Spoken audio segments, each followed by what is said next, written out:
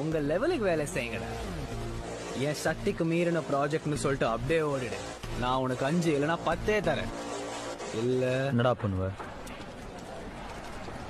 ஏண்டா வெள்ள பண்ணி எந்த வேலையும் செய்யாம தகுதியான படிப்பும் இல்லாம உங்க அப்பா பணக்காரங்கிற ஒரே காரணத்தினால நோகாம நேரா முதலாளி சீட்ல உக்காந்த உனக்கே இவ்வளவு திமிர் இருக்கே.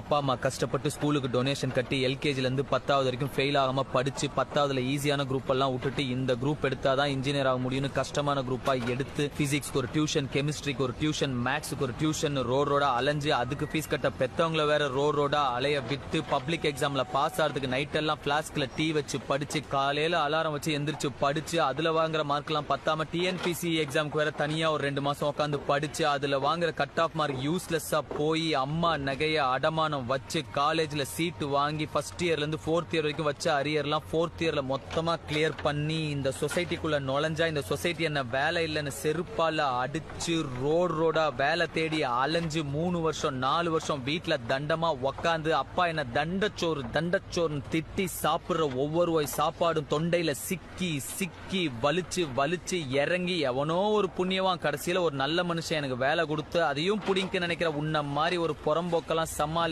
இன்னைக்கு உன் முன்னாடி நின்னு பேசிக்கிட்டு இருக்கிற வேலையில்லா பட்டதாரி எனக்கு எவ்வளவு திமிரா இருக்கும். உங்க லெவலுக்கு வேலை செய்யுங்கடா.